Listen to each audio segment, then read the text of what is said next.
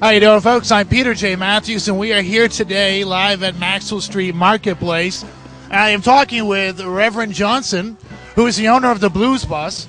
And Reverend, you were telling me earlier that it was a very interesting story as to how this Blues Bus came into being. It was for a very special reason. Could you tell me about that?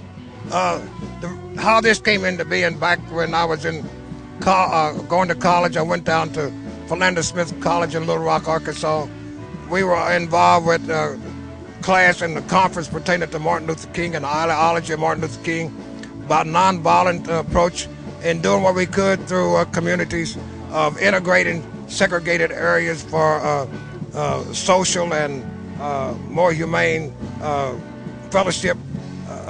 So they taught us to use and to practice a nonviolent procedure to integrate a segregated area in a peaceful way with the law on the side of what we did.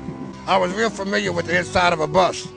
So because I wasn't able to find a store, I talked to the black police officer at the time on the beat. His name was Officer Hawkins. And I asked him if I was able to take a bus and legally with license and stickers and plates and do everything, would I be able to park that bus on the street and sell out? He said, you can do anything you want with that bus as long as it meets all of the qualifications. So I took all the seats out of it and I built a mobile store out of it on Maxwell Street, and I've been down there roughly involved with it some 45 years. And so it's become somewhat of an icon because Maxwell Street was tore down and the only thing that is left is the bus. They weren't able to get their hands on the bus to tear the bus down. So we still have something left intact that yet represents the past of the work of the Maxwell Street, which was real popular back then with African-American music, blues, Muddy Waters, Jimmy Reed, Little Walter, all those guys I had a chance to be around. Maxwell Street and the Maxwell Street Coalition, we're working together to steal what we can do to continue to work in the area of diversity.